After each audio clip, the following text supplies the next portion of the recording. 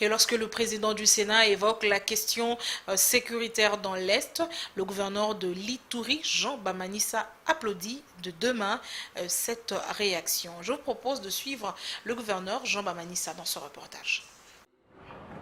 Mesdames et messieurs, face à l'insécurité qui se vit dans l'Est de la République démocratique du Congo, le président du Sénat appelle le gouvernement à mettre les moyens conséquents dans le programme DDRR. Jean Bamanissa Saïdi, gouverneur de l'Ituri, appuie la proposition d'Alexis Tambwe Mwamba. Le président du Sénat est revenu sur la nécessité de mettre les moyens de la responsabilité du gouvernement central quant en ce qui concerne la sécurité.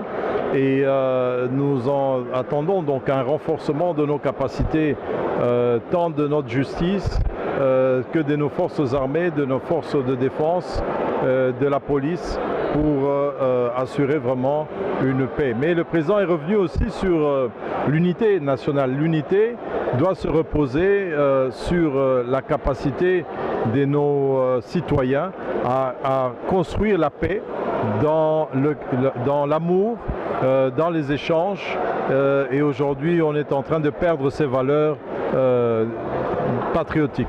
S'agissant de la Caisse nationale de péréquation, le gouverneur de l'Ituri nuance. Aujourd'hui, il y a plus de 10 mois de retard de rétrocession, donc je pense qu'il est nécessaire aussi que le gouvernement central puisse régler cette question.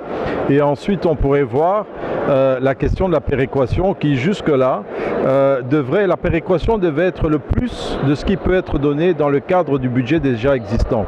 On ne va pas passer de la non-rétrocession à une caisse de péréquation qui risque de ne jamais parvenir et qui me semble aujourd'hui dépendre d'une structure, et ça moi je ne suis pas tout à fait d'accord avec le fonctionnement de la caisse de péréquation, madame.